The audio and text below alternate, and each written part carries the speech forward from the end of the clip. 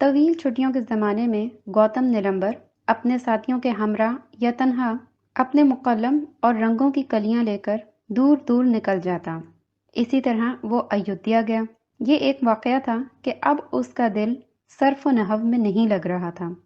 وہ چاہتا تھا کہ محض فن کے نظریات پر اور بہت کچھ پڑھے لکھے، قدم قدم پر جو سوالات ذہن کو ابھارتے ہیں ان کا کوئی ایک حل کھوجے۔ ہری شنکر جو اسے ایودھیا سے واپسی پر ملا بہت دلچسپ تھا، مگر اس کے معصومیت کے فلسفے سے بھی گوتم کو ڈر لگا۔ قدیم براہمنوں کا فلسفہ مسرت کا فلسفہ تھا۔ وہ جو اب تک بڑے صبر و ضبط اور ذہنی سکون کی زندگی گزار رہا تھا، اسے اب سرجو کے گھاٹ پر بیٹھی لڑکی یاد آ جاتی جس نے کیسری ساڑی پہنی ہوئی تھی۔ اس کا جی چاہتا کہ ایودھیا واپس لوٹ کر اسے تلاش کرے، پتہ چلائے کہ وہ کون ہے، کیا کرتی ہے۔ شنکر اس کمبخت منحوس بت بخشو سے جو پل کی پل میں چھلاوے کی طرح غائب ہو گیا، اس کا کیا تعلق ہے؟ اقامتی درس گاہوں میں نئے نئے نظریوں کی ہوا وقتاً فوقتاً چلا کرتی تھی۔ طالب علم تھے جو سیاسیات پر کتابیں لکھ رہے تھے۔ ان محفلوں میں سیاسی منہ شگافیاں کی جاتی۔ ریاست اور عدم ریاست میں کیا فرق ہے؟ راجا اور پرجا میں کیا تعلق ہونا چاہیے؟ وہ اس نتیجے پر پہنچے تھے، ملکیت یہ میرا ہے کہ تصور اور دھرم کے احساس سے ریاست بنتی ہے، اور ملکیت کی اجازت ریاست عطا کرتی ہے۔ ملکیت ریاست کا نتیجہ ہے، اس کی وجہ نہیں۔ لہٰذا سیاست کے طالب علموں نے طے کیا کہ ریاست اس کیفیت کا نام ہے جہاں دروازے کھلے چھوڑ کر سو سکتے ہوں اور عورتیں زیور پہن کر بغیر مرد کی رکھوالی کے باہر نکل سکتی ہوں، اور ملکیت فرض اور سزا کی بنیاد پر ریاست قائم ہوتی ہے۔ مہابھارت میں لکھا تھا کہ ڈنڈ یعنی سزا نہ ہو تو طاقتور کمزور کو اس طرح کچلیں جس طرح بڑی مچھلی چھوٹی مچھلی کو کھا جاتی ہے، اور مہابھارت کی کتاب شانتی میں لکھا تھا کہ انسان خطرناک حد تک حریص اور شدت پسند ہے، لہٰذا یہ میرا ہے کا فقرہ بھلا دینا چاہیے۔ احساس ملکیت سارے جھگڑے کی جڑ ہے۔ ظلم انسان کی فطرت میں داخل ہے۔ تہذیب اسے اخلاق سکھلاتی ہے اور متمدن بناتی ہے۔ ریاست ڈنڈ کے ذریعے انسان کی جبلت کو ضابطے میں لاتی ہے۔ بادشاہ ڈنڈودر ہے، مگر وہ بھی قانون سے بالاتر نہیں۔ عوام کا فرض تھا کہ وہ اپنے ورن کے لحاظ سے اپنے فرض ادا کریں۔ سپاہی کو محاذ پہ مرنا ہوگا، طالب علم شادی نہیں کر سکتا، بادشاہ کا کام انصاف کرنا ہے۔ یہ تفریق عمرانیات کی بنیاد پر کی گئی تھی۔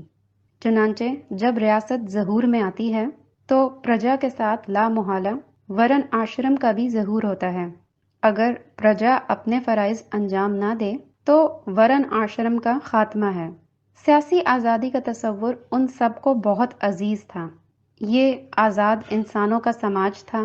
یونان، مصر، بابل، نینوا اور ایران کی ہم عصر تہذیبوں کے برعکس اس دیس کا معاشی نظام غلامی کے ادارے پر مبنی نہ تھا۔ شہنشاہ بھی اب تک نمودار نہ ہوئے تھے۔ ترائی کے علاقوں میں کچھ طریوں کی جمہوریتیں مہابھارت کے زمانے سے بھی پہلے کی موجود تھیں۔ بادشاہ زمین کا مطلق العنان مالک نہ تھا، اسے الوہی درجہ بھی حاصل نہ تھا۔ کرم کی طاقت کے ساتھ کسی خود مختار الوہی حکومت کی گنجائش نہیں رہتی۔ اس قسم کے نظریات کی موجودگی میں ملک میں مطلق العنان حکومت کا قیام ناممکن تھا۔ ایک روز طالب علموں کی ایک ٹولی کے ساتھ ہری شنکر بھی آشرم میں آن موجود ہوا۔ گوتم جو اس سمے اپنی کٹیا میں کھڑکی کے پاس بیٹھا ایک تصویر بنا رہا تھا، اسے دروازے میں کھڑا دیکھ کر بھونچکا رہ گیا۔ میں اندر آ جاؤں؟ دہلیز پر پہنچ کر شنکر نے مسکراتے ہوئے پوچھا۔ آؤ آؤ، کیسے آنا ہوا؟ گوتم نے گلہری کی دم کا موقلم اور رنگوں کی کلہیاں اور سفید چین پٹا ایک طرف کو سمیٹتے ہوئے ہڑبڑا کر کہا۔ اس نے ٹھنڈے پانی کی گڑوی ہری شنکر کے سامنے رکھ دی۔ پھر برآمدے میں جا کر اس نے چولہا روشن کیا اور چاول ابالنے کے لیے چڑھا دیے۔ ہری شنکر متبسم انداز سے اپنے میزبان کی یہ ساری تیاریاں دیکھتا رہا۔ گوشت کے بغیر مہمان نوازی مکمل نہ ہو سکتی تھی۔ اسی ہڑبڑاہٹ میں وہ چادر کندھے پر ڈال کر باہر جانے کے لیے اٹھا۔ کہاں جاتے ہو؟ شنکر نے چونک کر دریافت کیا۔ بستی سے ماس مانگ لاؤں، ابھی آیا۔ ماس؟ ہری شنکر کے خوبصورت چہرے پر کرب کی لہر دوڑ گئی۔ ارے! گوتم دفعتاً چپ ہو گیا۔ اسے اور زیادہ خفت محسوس ہوئی۔ اسے اپنی بے وقوفی پر سخت غصہ آیا۔ وہ جانتا ہے کہ ہری شنکر بھکشو ہے اور اہنسا کے اس نئے اصول کا قائل۔ پھر اسے شنکر کو ماس کھلانے کا خیال کیسے آیا؟ کیونکہ وہ خود ماس کھانے کے لیے مدتوں سے بے چین ہے، لیکن برہمچاریہ کے قوانین کو توڑ نہیں سکتا، اور یہ انوکھا بے تکا بھکشو اسے بہت عزیز ہے، اور اپنی عزیز ہستی کو اپنی پسندیدہ ترین شے سے پیش کر کے ہی دل کو خوشی ہوتی ہے۔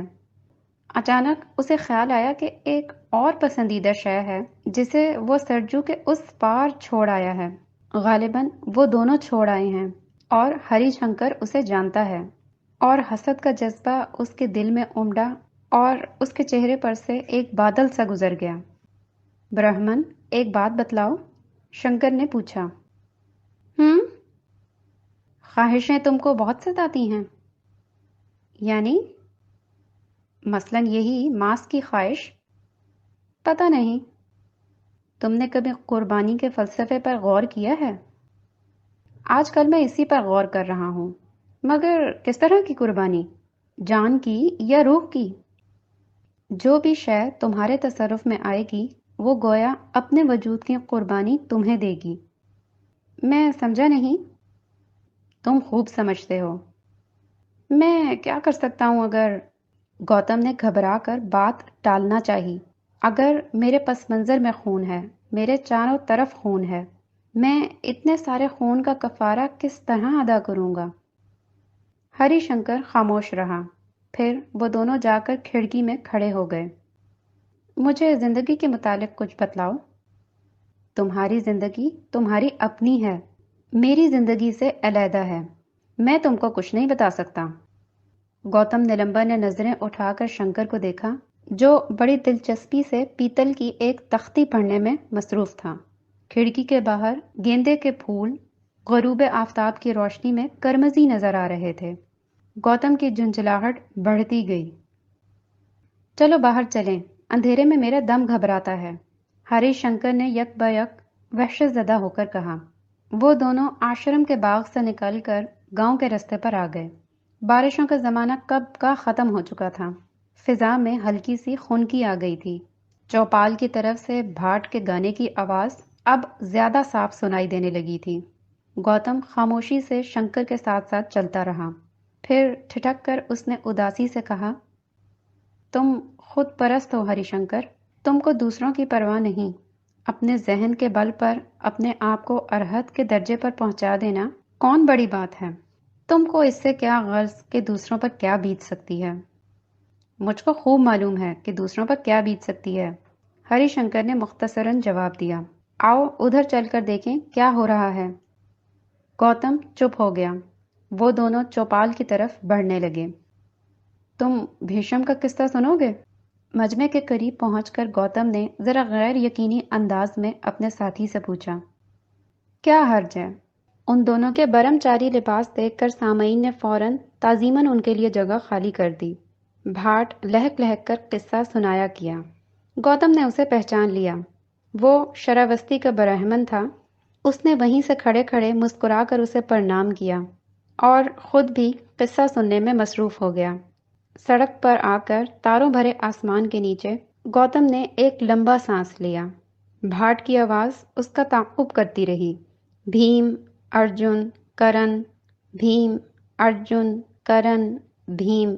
جگمگاتے ہوئے بجرے دریا کو پار کر چکے تھے اور دور سے ندی کے گھاٹ پر بڑی چہل پہل نظر آ رہی تھی۔ یہ کسی کی بارات ہے؟ اس نے ایک راہگیر سے سوال کیا۔ نہیں تو، راجن ایودھیا سے آئے ہیں، راہگیر نے جواب دیا۔ گوتم نے چونک کر شنکر کو آواز دی، پھر پلٹ کر چاروں طرف نظر دوڑائی، لیکن شنکر حسب معمول غائب ہو چکا تھا، اور گاؤں والوں کی بھیڑ میں جو چوپال کے باہر جمع تھے शंकर का पता चलाना लाहासिल था। गौतम ने चादर कंधे पर डाली और शहर की तरफ चल खड़ा हुआ। वस्त शहर में पहुंचकर उसे अपनी हवेली की रोशनियां दिखलाई पड़ी। वो फौरन दूसरी गली में मुड़ गया। बाजार की सड़क पर दोनों तरफ मशलें रोशन थीं। उनकी झिलमिलाती रोशनी में शहर के अमीरजादे और बांके जरतार कपड़े पहने मूछों पे ताव देते अकड़ते फिर रहे थे। भांत भांत की बोलियां सुनाई दे रही थीं। इस हुजूम में खुद को मौजूद पाकर एक लम्हे के लिए गौतम को बड़ा अचंभा सा हुआ। मैं यहाँ क्या कर रहा हूँ? तेज तेज कदम उठाता वो शहर से बाहर निकल गया, जहाँ आम के कुंज में एक खामोश इमारत पत्तों में छुपी खड़ी थी। इस इमारत के सामने झील थी। झील में अकेली नाव, जिसका मल्ला मुसाफिरों के इंतजार में बैठा बैठा सो चुका था। गौतम का जी चाहा वो इमारत के अंदर जाए और उसके ठंडे फर्श पर बैठकर सोचता रहे, मगर करीब जाने की बजाय वो फिर आधे रास्ते से लौट आया और आहिस्ता आहिस्ता आश्रम की जानिब रवाना हो गया। आश्रम में पहुंचकर उसने देखा गुरु के झोंपड़े में चराग जल रहा था। वो दबे पांव अंदर दाखिल हुआ, जहां अखिलेश और दूसरे तालिब इल्म जमा हो चुके थे। गुरु ने वीणा एक तरफ रख दी और सर उठा के गौतम को देखा। ये है, उन्होंने कहा। ये नहीं है, ये नहीं है। हाँ, गौतम ने जवाब दिया। कैद की हालत में अनंत माया सबसे बड़ी मुसर्रत है जो जीव हासिल कर सकता है, गुरु ने कहा। आनंद माया सबसे बड़ी मुसर्रत है, गौतम ने दोहराया। मुक़य्यद रूहों के लिए पुरखों की राह मौजूद है, वो जिसे बार बार जन्म लेना है। लेकिन दुख कौन सहता है, पुरुष या उसकी प्रकृति? गौतम ने सवाल किया। दुख का ताल्लुक प्रकृति से है। मुक़य्यद जिंदगी का एहसास बज़ाते खुद तकलीफ है, गुरु ने जवाब दिया। प्रकृति के गुण 3 हैं, नेकी, शिद्दत और तारीकी, गुरु ने कहा। गौतम आहिस्ता से उठा और झोंपड़े से बाहर निकल आया और दोबारा नदी की समत चल दिया। कुछ देर कबल भाड़ की पाटदार आवाज ने जैसे उसका ताक़ुब किया था, अब गुरु और अखिलेश की मध्यम आवाजें उसका पीछा करती रहीं।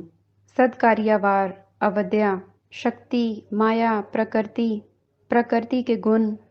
नदी के किनारे पहुंचकर उसने खुद को ठंडी घास पर गिरा दिया।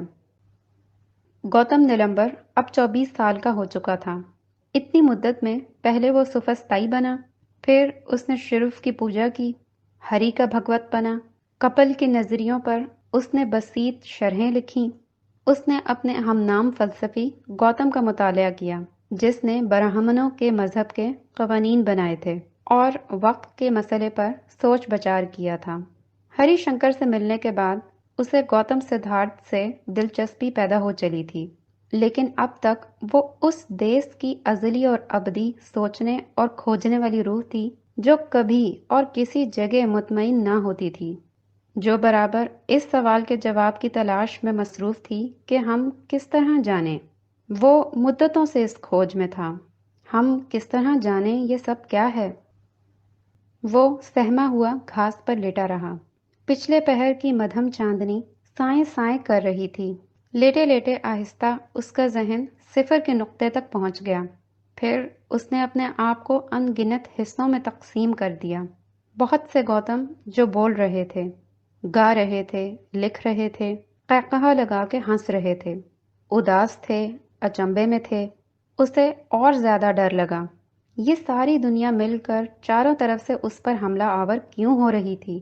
सब उसके खिलाफ एक लश्कर तैयार कर रहे थे। इस लश्कर में वो घाट वाली लड़की शामिल थी, हरिशंकर शामिल था, गुरु पुरुषोत्तम और सारे नए और पुराने हुक्मा शामिल थे, खुदा का तसव्वुर शामिल था। उसने आंखें बंद कर लीं और कोशिश करके अपने जहन को माँ सिवा से आरी करना चाहा। उसने सोचा, काश वो कम से कम योगा का ही माहिर होता। काश एक लतीफ सा खला कहीं से आकर उसके दिमाग में भर जाता। आखिर उसका क्या कसूर है? उसने तो हमेशा जानने की कोशिश की है। उसे वक्त से डरना नहीं चाहिए। वक्त के रास्ते से हटकर वो एक तरफ सिरक कर बैठ गया। थके हुए आराम के एहसास के साथ उसने आंखें बंद कर लीं। اس نے سوچا جیسے وہ زمان و مکان سے آزاد بہار کے بادلوں کی طرح اوپر اڑتا جا رہا ہے، چاروں اور خلا ہے، اور اس میں ہمیشہ کی طرح صرف وہ تنہا موجود ہے، دنیا کا ازلی اور ابدی انسان، تھکا ہوا، شکست خوردہ، بشاش، پر امید، رنجیدہ۔ وہ اس سمے 2000 سال قبل کی دنیا میں پہنچا ہوا ہے۔ وہ اس کونا کا آرامدہ پیاری زمین پہ بیٹھا ہے۔ یہ زمین اس کی زمین ہے، اسے اس زمین سے عشق ہے، صدیوں سے وہ اس زمین کو سینچ رہا ہے۔ اس نے اس زمین میں خوبصورت درخت لگائے ہیں، دل فریب شہر بسائے ہیں، اس زمین پر اس نے محبت کی ہے۔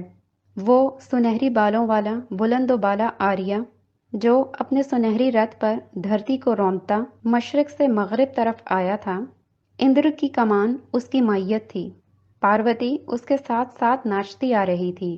براہما کی بیوی سرسوتی نے اپنی بطخ پر سے جھک کر اس کے کان میں کہا ہے، علم تیرا ہے۔ گنیش نے سونڈا اٹھا کر قلم اس کے ہاتھ میں دے دیا ہے۔ تخیل میں کتنی طاقت ہے، جس نے عناصر اور چرندوں پرندوں کو شخصیتیں عطا کی ہیں۔ پرتھوی اور ورونا، اندھیرا آسمان اور اگنی اور اندر، عناصر کی یہ تمثیلیں فلسفے کی اولین مجسم شکلیں ہیں۔ ان کے ذریعے تسبیب کے قانون کو مزین کیا جا رہا ہے۔ یہ دنیا کے اولین فلسفی ہیں۔ انہوں نے فطرت کے اس عظیم الشان ناٹک کو اتنے بہت سے حصوں میں منقسم کر دیا ہے۔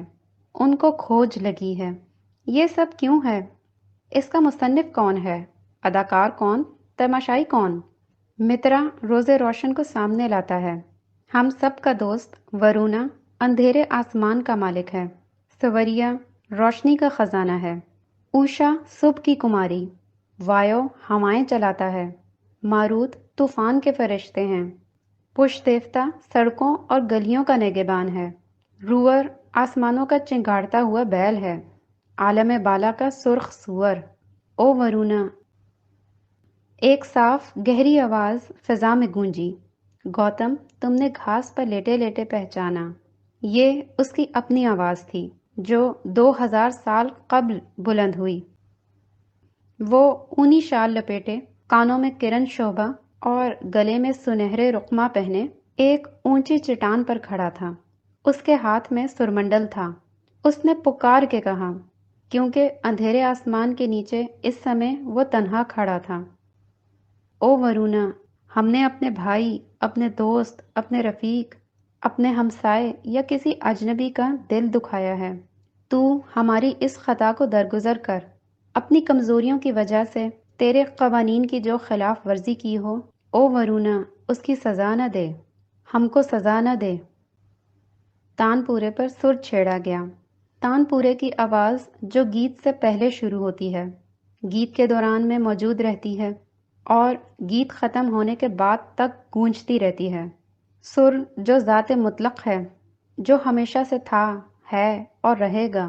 سنگیت کار کے فن میں فلسفے، رنگ و نور، خیالات اور جذبات کا دھارا اکٹھا بہہ رہا ہے۔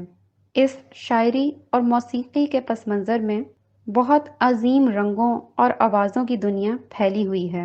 آسمان سے الوہی پانی برستا ہے اور الوہی شفاف ندیوں میں بدل جاتا ہے۔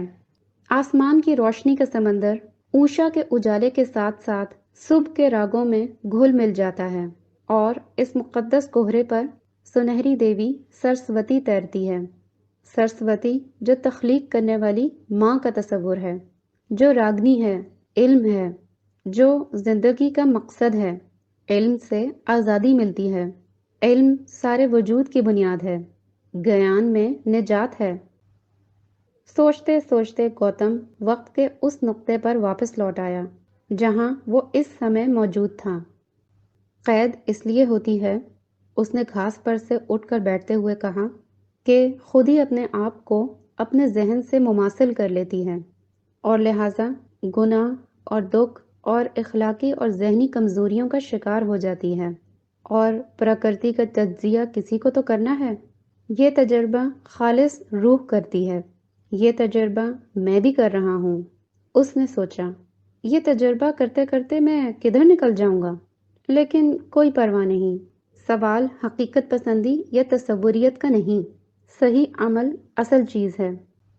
وہ گھاس کی پتیوں کو توڑ توڑ کر اکٹھا کرتا رہا اور پھر زمین پر پتھر کے سہارے نیم دراز ہو گیا۔ رات آدھی سے زیادہ گزر چکی تھی۔ دور درختوں کے جھرمٹ میں کسی یوگی کی جھونپڑی کے سامنے آگ جل رہی تھی۔ اس نیم تاریکی میں اس کی روشنی آنکھوں کو بہت اچھی معلوم ہوئی۔ پتہ نہیں بیچارہ اس وحشت اور ویرانے میں وہاں بیٹھا کیا سوچتا ہوگا۔ گوتم کو ایک لمحے کے لیے بڑا اچنبھا ہوا۔ وہ ان شعلوں کو ٹکٹکی باندھے دیکھتا رہا۔ وقت سنسناتا ہوا اس کے چاروں اور ڈول رہا تھا۔ خیال کے صنم خانے آباد ہو کر نئے پرانے بھی ہو گئے۔ دماغ اب دقیق مسئلوں کا حل تلاش کرنے میں مصروف تھا۔ مذہب اب محض کمتر درجے کا علم سمجھا جاتا تھا۔ اصل چیز فلسفہ تھا اور ما بعد الطبیعات۔ سارے ملک میں خیالات کی فرما روائی تھی اور آزادی افکار اور مذہبی رواداری۔ ایک ہی کنبے کے افراد براہما کے مختلف افکار کی پرستش کرتے اور متضاد نظریوں پر یقین رکھتے۔ مادہ پرست سنویت کے قائل ملحد بے خوفی سے اپنے خیالات کا اظہار کرتے، کیونکہ سچائی کی تلاش ان سب کا مشترکہ مقصد تھا۔ ہر فلسفہ اپنی اپنی جگہ سے جو اس نے خود اپنے لیے منتخب کی تھی ذرا برابر سرکنے کو تیار نہ تھا، مگر ان سب نے علم معقولات کو سب سے زیادہ فوقیت دی تھی۔ صدیاں گزرتی گئیں۔ ذہن اپنشدوں کی شدید مابعد الطبیعات سے اکتا گیا۔ رفتہ رفتہ خدا، جو فلسفے کا ایک مسئلہ تھا، شخصی بنا تاکہ بالآخر دل کو ذہن پر فتح حاصل ہو۔ رور ایک ہے، ایک اپنشد میں لکھا گیا، جو انسانوں کے دل میں رہتا ہے اور اسے پہچان کر ساری اودیا کا خاتمہ ہو جاتا ہے۔ مابعد الطبیعات کے کارن نئے اوتار کا روپ دھارا، اضافی کا مطلق سے تعلق خرد کی بجائے وجدان ٹھہرا، بے جنس برہما مرد بنا۔ وشنو جو پتے کے گرنے میں نہاں ہے، نارائن جو خود مجھ میں ہے۔ ورندا بند سے بانسری کی تال بلند ہوئی اور گنگا اور جمنا کے کناروں پر چھا گئی۔ اناگرنگ ساگرم مدھو سوبھن جو محبت کا اتھاہ سمندر ہے۔ گردھر کو پالا، کرشنا کرشنا کرشنا۔ گوتم نے گھاس پر سے سر اٹھایا اور ندی پر برستے سناٹے کو دھیان سے سننے لگا۔ پانی کی نقرئی لہریں کناروں تک آ آ کے لوٹتی رہیں۔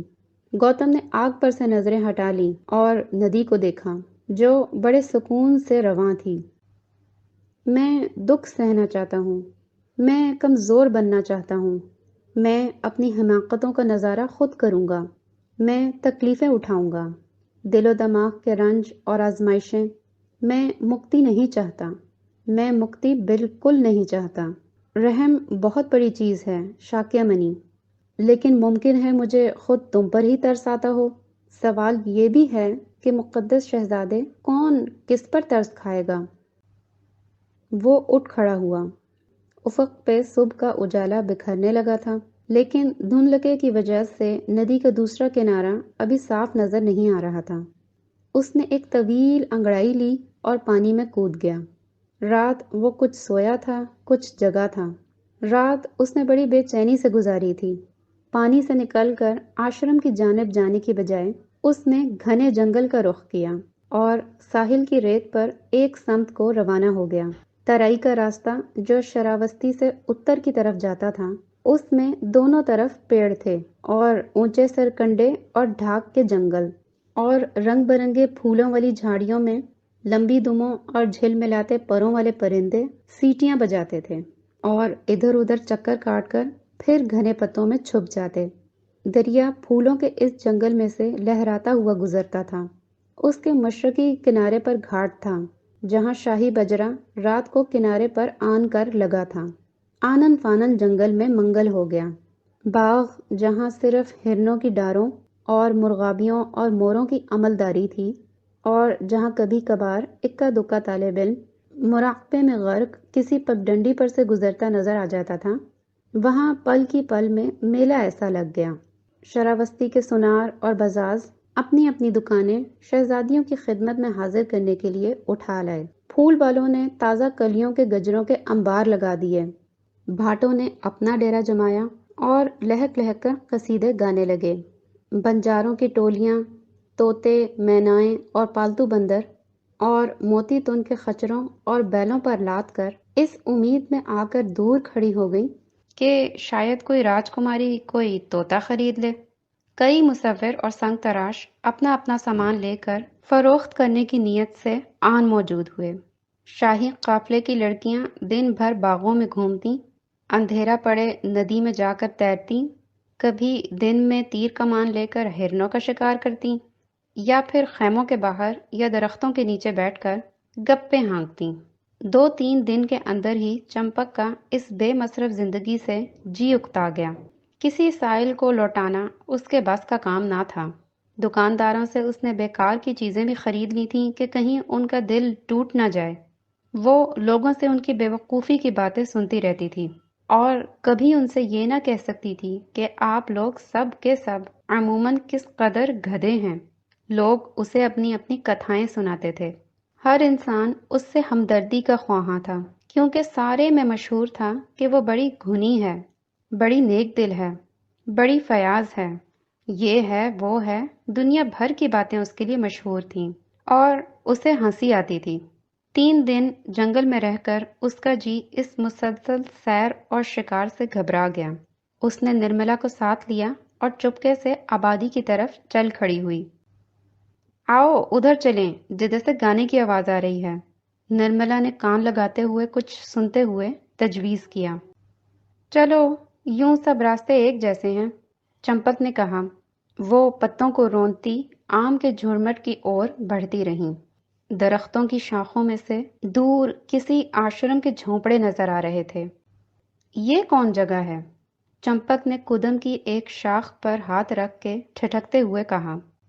یہ سامنے کون لڑکے ہیں؟ نرملا نے بے ساختہ سوال کیا۔ ہر جگہ ہر بھرمچاری لباس والے کو دیکھ کر اسے اپنا بھائی یاد آ جاتا ہے۔ گوتم نیلمبر 3 دن اور 3 راتیں مستقل بھوکا پیاسا ندی کے کنارے کنارے ادھر ادھر گھومتا رہا۔ رات کے وقت وہ ٹھنڈے پانی میں گھنٹوں ایک ٹانگ پر کھڑا رہا، پھر ریت پر ببول کے کانٹے بچھا کر ان پر سویا۔ پہروں اس نے آنکھ بند کر کے منتر پڑھے، لیکن چوتھے روز وہ اس قدر جھنجھلایا کہ اس نے پھر واپسی کی ٹھان لی۔ شام پڑے وہ ڈھیلے ڈھالے قدم رکھتا آشرم کو جانے والی سڑک پر چل رہا تھا کہ اسے کسی نے پیچھے سے آواز دی۔ اس نے پیچھے مڑ کر دیکھا، اکھلیش ہنستا ہوا اس کی سمت آ رہا تھا۔ بھائی گوتم، تم 3 دن سے کہاں غائب تھے؟ سارے میں تمہاری ڈھونڈیاں مچی ہے۔ مجھے بہت بھوک لگ رہی ہے، گوتم نے دفتن کہا۔ چلو سامنے پڑاؤ ہے، وہاں سے چل کر دکشنا لے لیں۔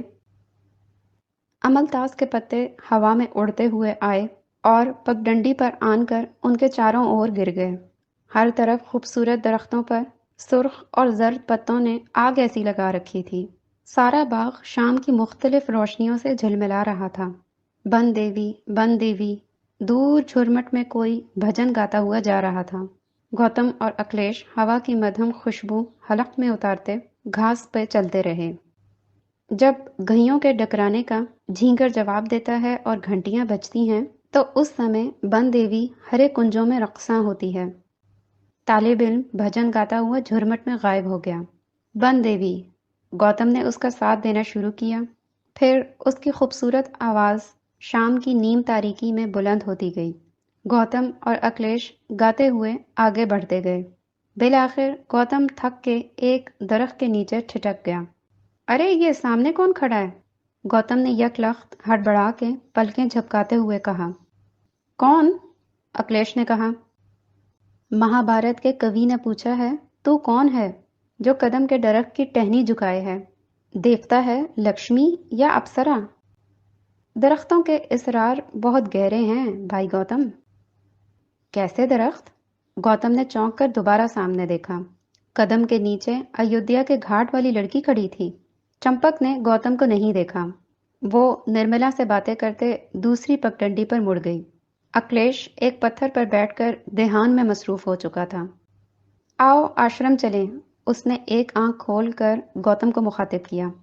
گاؤں کے قریب پہنچ کر گوتم رک گیا۔ میں دکشنا لے کر ابھی آتا ہوں۔ اچھا، اکھلیش چپ ہو گیا۔ مگر جلدی آنا بھائی گوتم۔ بھائی اکھلیش ابھی آیا۔ اکھلیش سے پیچھا چھڑا کر وہ تیزی سے اس سمت روانہ ہو گیا جہاں لڑکیاں گئی تھیں۔ جلدی میں کانٹوں پر دوڑنے سے اس کے پاؤں بھی زخمی ہو گئے۔ چمپک پڑاؤ کے نزدیک پہنچی تو اسے محسوس ہوا کہ پتوں پر چلتا ہوا کوئی اس کے پیچھے پیچھے آ رہا ہے۔